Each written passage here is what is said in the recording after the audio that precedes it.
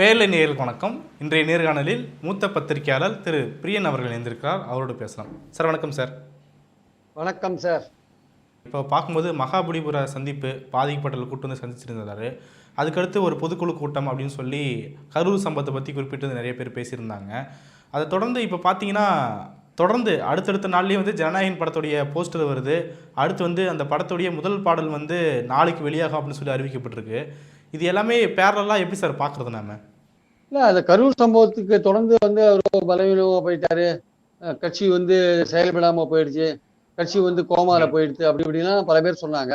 அந்த 30 நாள் முடிஞ்ச பிறகு மறுபடியும் ஒரு ஆக்டிவேட் பண்ணியிருக்காரு, கட்சியை ஆக்டிவேட் பண்ணியிருக்காரு. பொதுக்குழு மூலமா ஆக்டிவேட் பண்ணது மட்டும் இல்லாம அதிமுக ஒரு மாச காலம் போட்டு வலை போட்டு இழுத்திருந்த நிலையில அந்த அதிமுகவுக்கு தெளிவான உறுதியை சொல்லிட்டார். உங்க கூட நான் சேரத்துக்கு ரெடியா இல்லப்பான்னு சொல்லிட்டார்.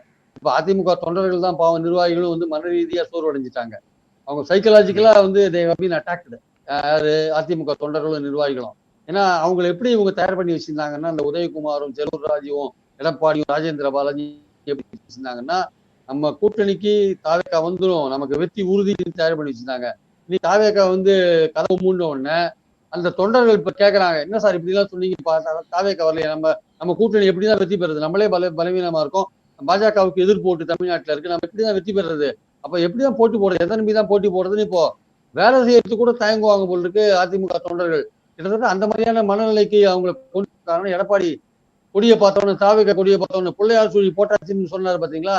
அது மாதிரிலாம் ஒரு தலைவர் சொல்லியிருக்கவே கூடாது. ஆக்சுவலா நீங்க கூட்டணி அமையுங்க, தேர்தல் நேரத்துல என்னென்ன பண்ணிக்கோங்க, அந்த தொண்டர்களை வந்து ஒரு தவறான பாதைக்கு நீங்க கை காமிச்சிட்டா, தவறான பாதை இல்ல, இந்த மாதிரி நடக்கும்னு ஒரு நம்பிக்கையை கொடுத்துட்டு அப்புறம் கடைசி அது நடக்கலைன்ற போது அந்த தொண்டர்கள் சோர்வுடையவங்களா மாட்டாங்களா, வேலை செய்வாங்களா, எப்படி வேலை செய்வாங்க, கட்சி தோல் துருவும் அப்படின்னு ஒரு எண்ணத்துல ஒரு வேலை செஞ்சாங்கன்னா அந்த வேலை எப்படி ஒரு முழுமையான வேலையா இருக்கும், ஒரு ஆர்வத்தோடு செய்யற வேலையா இருக்கும். ஸோ எடப்பாடியோட ஸ்ட்ராட்டஜி தப்பு. அந்த மாதிரிலாம் அவர் பேசிருக்க கூடாது, அவங்க கட்சிக்காரங்களும் பேசிருக்க கூடாது. தப்பு பண்ணிட்டாரு, அதோட அனுபவிப்பார் ஆக்சுவலா. அதான் சார், இப்போ கட்சி ஆக்டிவேட் ஆகுது அப்படின்னு சொல்றீங்க.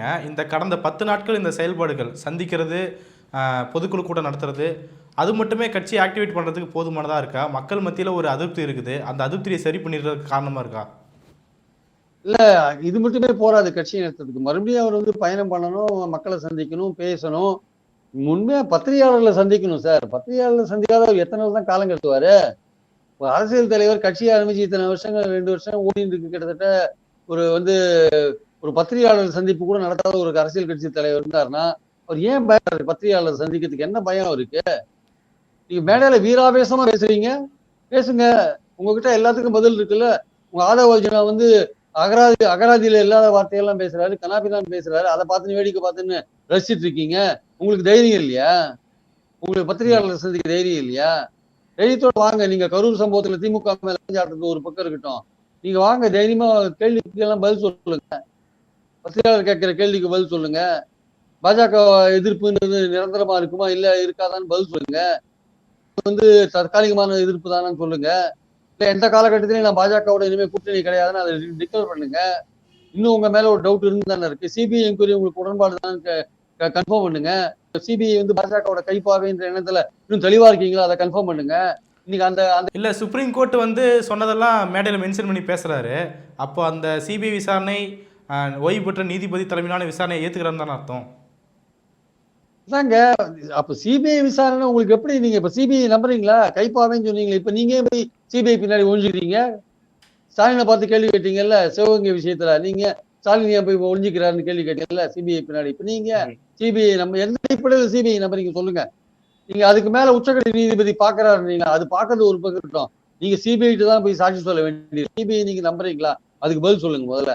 அது விசாரணை மேல இருந்து பாக்குறாங்க பாக்கலன்றது ஒரு பக்கம், விசாரணை ஏஜென்சியே நம்புறீங்களா இல்லையான்றதான் பாயிண்ட். ரெண்டாவது, அன்னைக்கு நீங்க பேசினதெல்லாம் உச்ச நீதிமன்றம் என்னைக்குமே தமிழ்நாடு கவர்மெண்ட்டை கூட்டு வைக்கவே இல்லை சார். உச்ச நீதிமன்றம் தனி நீதிபதி தான் கேள்வி கேட்டது, அந்த சிங்கிள் ஜட்ஜி தான் கேள்வி கேட்கல தவிர தமிழ்நாடு கவர்மெண்ட்டை கேட்கல.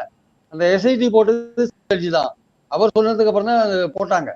உச்ச நீதிமன்றம் ஒரு விஷயத்த கேட்டாங்க, இந்த அதிகாரிகள் பேட்டி கொடுத்தது தப்பு, அது வந்து கமிஷன் அது வந்து லீட் பண்ற மாதிரி இருக்கு, அது மாதிரி போட்டுக்கூடாது அப்படின்னு கமிஷன் போட்ட பிறகு எதுக்கு அதிகாரிகளை விட்டு நீங்க வந்து பேச சொன்னீங்கன்ற மாதிரி எல்லாம் சொன்னாங்க. ஆனால் தனி நீதிபதி எஸ்ஐடி போட்டது தனி நீதிபதி, விஜயை பத்தி கண்ணாப்பின்னு விமர்சனங்கள் பண்ணதெல்லாம் வந்து தனி நீதிபதி. அதுக்கப்புறம் வந்து பாத்தீங்கன்னா வந்து உச்சநீதிமன்றம் கேட்ட ஒரு கேள்வி, விஜய்க்கு நோட்டீஸ் கொடுக்காம விசாரிச்சீங்க. அப்புறம் தனி நீதிபதிகிட்ட வந்த விஷயம் என்னன்னா, இந்த மாதிரி ரோட் ஷோ போன்ற விஷயங்கள்லாம் தடை விதிக்கணும். ஒரு ஒரு ப்ரொசீஜர், ஸ்டாண்டிங் ஆப்பரேட்டிங் ப்ரொசீஜர் வந்து உருவாக்கணும். அது உருவாக்குற வரையும் இதெல்லாம் தடை பண்ணணும்னு தான் கோர்ட்டுக்கு வந்தாங்க. ஆனா அந்த தனி நீதி கையில எடுத்துன்னு கரூர் விஷயத்துல கையில எடுத்துன்னு பல விதமான ஆர்டரை போட்டார் அவர் ஆக்சுவலா. அதை தான் கண்டிச்சாங்களே தவிர, தமிழ்நாடு கவர்மெண்ட்டை வந்து கூட்டு வச்சாங்கலாம் வந்து விஜய் வந்து ஒரேடியா வந்து முழு பூசணிக்காய் வந்து பாதியை மறைச்சிட்டு பாதியை வெளில காமிக்கிறாரு. அப்படியெல்லாம் பண்ணக்கூடாது. அது அவர் சொன்னது முழு உண்மை கிடையாது. அந்த அந்த அதிகாரியை வச்சு பேட்டி கொடுத்தது மட்டும்தான் கண்டிச்சாங்க. மற்ற எந்த விஷயங்களையும் வந்து ரிஜிஸ்ட்ராருக்கு நோட்டீஸ் கொடுத்துருக்காங்க. அது அடிப்படையான விஷயம். அது வந்து விஜய் சொன்னது சரியில்லைன்றது என்னுடைய கருத்து. விஜய் வந்து கொஞ்சம் ஓரளவுக்கு அந்த இடத்துல உண்மையை மாற்றி பேசி விட்டார். Coming back to the first question, இந்த 10 நாள் தொடர்ச்சியான செயல்பாடுகள் மூலமா அதான் சார் இது எல்லாமே படத்தோட ப்ரொமோஷனுக்காக தான் இதெல்லாம் பண்ணிட்டு இருக்காரு. திடீர்னு மகாபலிபுரம் சந்திப்பு, பாதிக்கப்பட்டவர் கூப்பிட்டு வச்சு சந்திக்கிறது, பொதுக்குழு கூட்டம், அடுத்து போஸ்டரு, அடுத்து பார்த்தா படத்துடைய முதல் பாடல் வெளியிடும் அப்படின்னு சொன்னது, இது எல்லாமே படத்துடைய ப்ரொமோஷனுக்காக தான் நடந்துச்சு. இது வந்து அரசியல் ஆக்டிவேஷன்லாம் கிடையாது அப்படின்னு சொல்கிறாங்களே. அவர் படத்தையே வந்து ஒரு அரசியல் ரீதியான ஒரு ப்ரொமோஷனா தான் கருதுறாரு. படம் இப்ப ஜனவரி 9 வெளி வருது இல்லையா? அதுல நிறைய பஞ்ச் டயலாக்ஸ் எல்லாம் வச்சிருப்பார். திமுக நிறைய பஞ்ச் டயலாக்ஸ் எல்லாம் வச்சிருப்பார். அதையே ஒரு பிரச்சார படமா தான் கொண்டு வருவார். அந்த கட்சிக்கு ஆதரவான ஒரு பிரச்சார படமா தான் அதை கொண்டு வருவார்.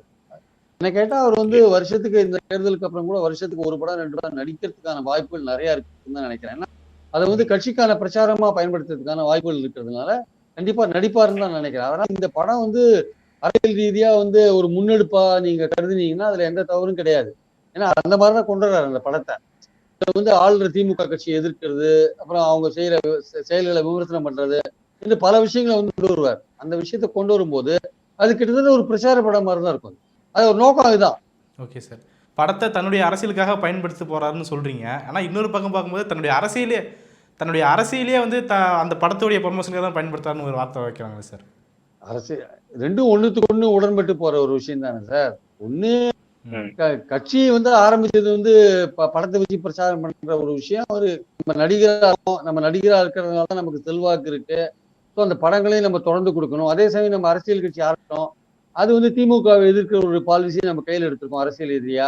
ஸோ அதை விமர்சிக்கிற மாதிரியான விஷயங்களை படத்துல வச்சா நம்ம ரசிகர்கள் பார்ப்பாங்க.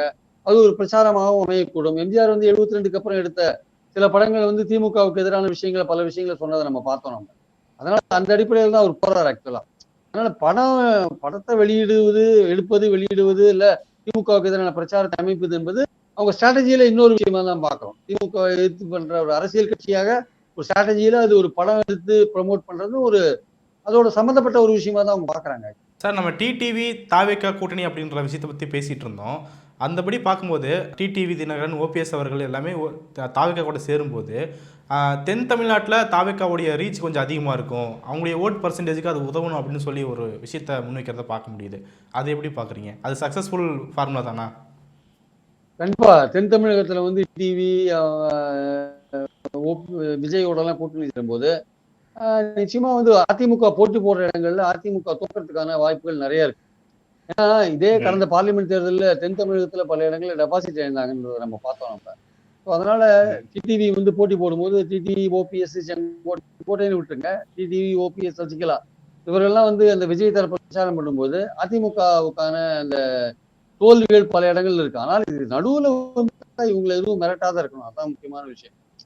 பாஜக வந்து நடுவில் குறுக்க போந்து நீங்கெல்லாம் வந்து சேர்ந்தீங்கன்னா அதிமுக பாஜக உடனே சொல்லுவாங்க, பாருங்க நம்ம கூட்டணிக்கு எதிராக இவங்க செயல்பட போறாங்க, இவங்க மேல ஏதாவது ஆக்ஷன் எடுங்க அப்படின்னு அவங்க சொன்னாங்கன்னா அதன் மூலமாக ஏதாவது தினகரனுக்கோ இல்ல ஓபிஎஸ் செங்கோட்டையனுக்கோ பாஜக ஏதாவது மிரட்டல் கொடுத்து பாஜக வந்து தேவையான போது அரவணைக்கிறதும் தேவையில்லாத போது அலட்சியப்படுத்துறதும் அதுக்கு தேவைப்பட்ட அரசியல் ரீதியா தேவைப்பட்டா வந்து ஆக்ஷன் எடுக்கிறதும் இதெல்லாம் சகஜம்தான்.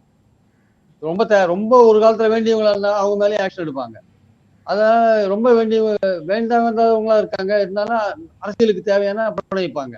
எல்லா விஷயத்தையும் பாஜக செய்வாங்க, ஏற்றத்துக்காக அரசியல் ஏற்றத்துக்காக எல்லா விஷயங்களும் செய்வாங்க. இப்போ இபிஎஸ் போயிட்டு நம்ம கூட்டணிக்கு எதிராக அவங்க செயல்பட போறாங்க, நமக்கு ரொம்ப பிரச்சனை வந்துடும் சொன்னா ஒருவேளை பாஜக வந்து ஒரு தினகரனையோ அல்லது ஓபிஎஸ்சியோ செங்கோட்டையனோ ஏதாவது ஒரு விதத்துல சைலண்ட் பண்ண ட்ரை பண்ணுவாங்களான்னா நம்ம அதை ரூல் அவுட் பண்ண முடியாது. பட் இவங்க எதிர்த்து மேல வரப்பாங்க, எதிர்த்து இப்போ அவங்க நோக்கத்தை எப்படி அடைய போறாங்க அப்படின்றது முக்கியமான விஷயம். இனிமே பாஜக என்ன பண்ணாலும் பரவாயில்ல, நாங்க ஃபேஸ் பண்ண ரெடியா இருக்கோம் அப்படின்னு ஓபிஎஸ்ஓ இல்ல தினகரனோ இல்ல செங்கோட்டையனோ அந்த அந்த துணிச்சலான முடிவுக்கு வந்துட்டாங்களான்னா அதுமாரி தான் பொறுத்து இருந்து தான் பார்க்கணும். இல்ல ஒருவேளை ஆஹ் பாஜக பேசாமையே கூட இருந்தா இருக்கலாம். அதிமுக உம் பலவீனம் அடையட்டும், தோல்வி அடையட்டும், அது தோல்வி அடைஞ்சா நமக்கு நல்லா ஆஹ் அப்படின்னு கூட இருக்கலாம் ஒருவேளை. எய்தர் தோல்விஞ்சா அது பரவாயில்லன்னு பேசாம இருக்கிறது ஒரு விஷயம். இல்ல அதிமுக சொல்றதை கேட்டுட்டு தினகரனையும் ஓபிஎஸ்சியோ கொஞ்சம் சைலண்ட் பண்றது இன்னொரு விஷயம். எந்த மாதிரியான விஷயத்த பாஜக கையில் எடுக்க போகுதுன்றத கொஞ்சம் பொறுத்து இருந்தா பார்க்கணும். ரைட். அதான் சார் அடுத்த கேள்வியாகவும் இருந்தது. நீங்கள் ஒரு சைடு சொன்னீங்க, ஆனால் இன்னொரு சமயம் பாஜக வந்து அதிமுக டீகிரேட் ஆகிறது அழியிறத வந்து விரும்பும் தானே அப்படிங்கிற ஒரு பார்வை இருந்துச்சு. அதான் நீங்கள் முன் வச்சிருக்கீங்க. பல்வேறு விஷயங்களை பார்த்துட்டீங்க சார். மிக்க நன்றி சார். தேங்க்யூ சந்தோஷ்குமார். தேங்க்யூ.